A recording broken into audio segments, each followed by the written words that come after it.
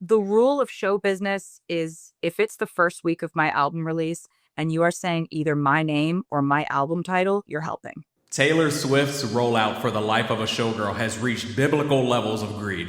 Hope this helps. Derapy.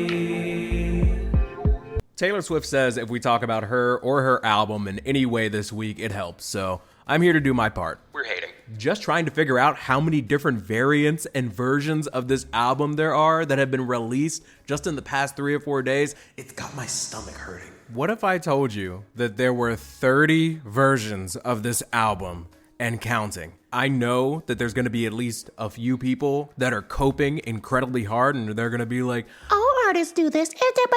no, they don't. Not this many, not this soon. It's way too much. Just looking at the titles for some of these releases are actually giving me a headache. Life of a Showgirl Sweat and Vanilla Perfume Edition Limited Release Deluxe, the Shiny Bug Edition Winter Green and Onyx Marbled Vinyl, That Show Business Edition Lakeside Beach Blue Sparkle Vinyl, Life is a Song Acoustic Version, So Glamorous Cabaret Version, Alone in My Tower Acoustic Version. Stop! 4 different variants that are all the same CD but just different colors. 4 different CDs that are all the same music but just have a different hand-signed photo. She didn't sign them all. What's sick about all of this also is that when announcing the album, she was just like, yeah, just 12 tracks, no additional bonus tracks. That's it. You lied. You lie! You lie! You've released 12 tracks and then acoustic versions of the tracks. Then you singing some bits of the track on voice memos. Then you release bits of behind the scenes of you and the homies writing the tracks. And there's a version on streaming, which I just accidentally listened to earlier, trying to listen to the real album, where it's over double the track length. There are 26 tracks, and she's just talking about what each song is about for 30 seconds to a minute in between each song.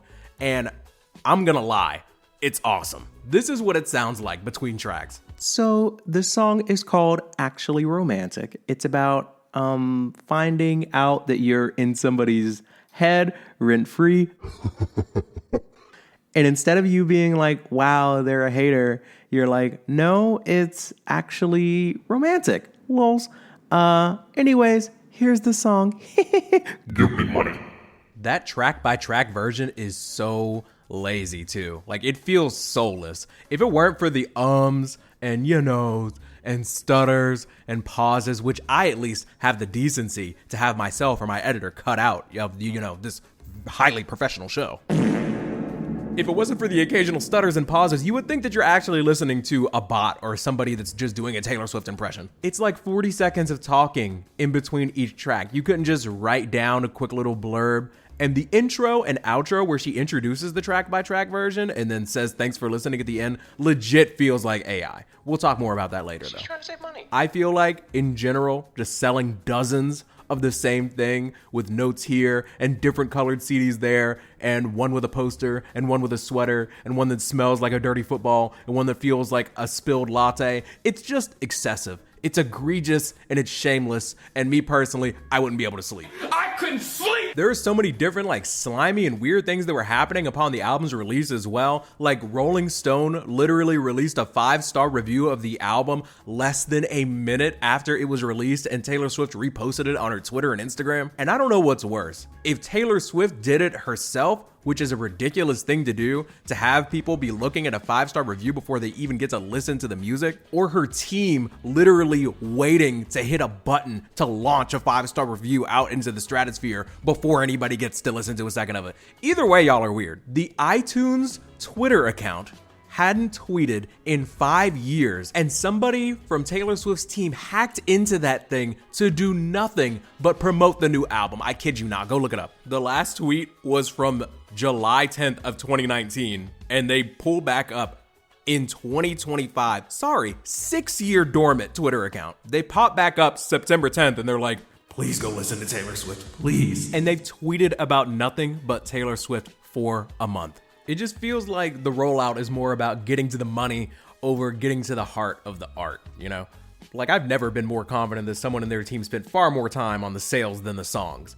And the thing is, the album isn't terrible to me. There are a few songs I like a lot. Opalite, my favorite. Incredibly fun. I enjoy Elda's daughter's vulnerability and how disgustingly sweet Honey is, even though a lot of people hate on that track. I've listened to a lot of Taylor Swift's music, actually, but this particular effort just feels a little first drafty to me. A lot of basic concepts and borrowed sounds, like that Wood track. If we try to look past some of the cringier lyrics, it's just, the beat is basically just like a ripoff of the Jackson 5's I Want You Back.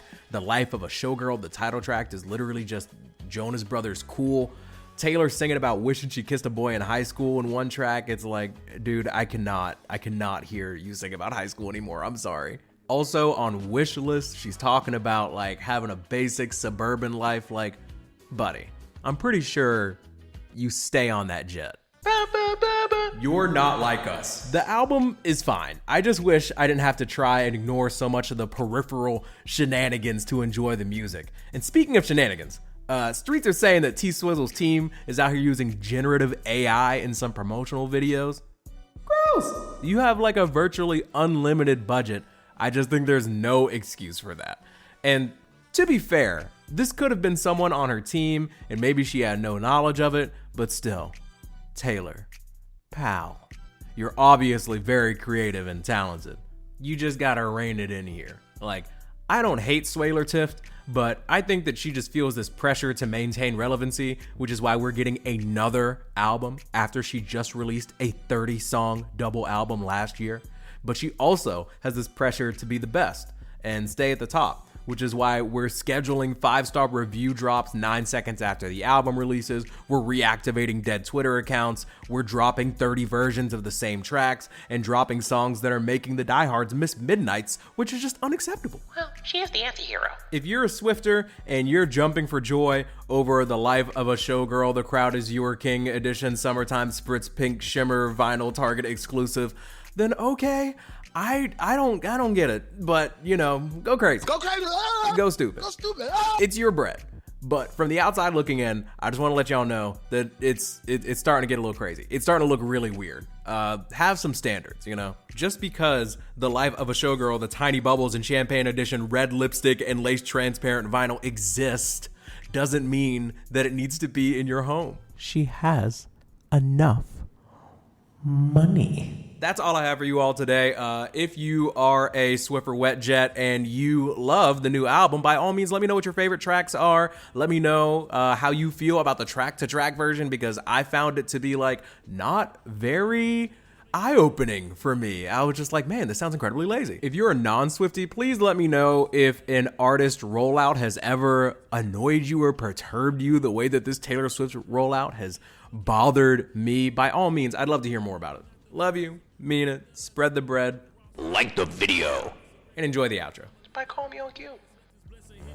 See the ways that I am causing. Somebody called a dentist where they see the boy flossing. When I wake up from the dream, the hangover feels awful. If you ever had a dream, put your hands up. If you ever had a dream, put your hands up. If you ever had a dream, put your hands up. And if you ever had a dream, put your hands up. And if you ever had a dream, put your hands up. If you ever had a dream, put your hands up.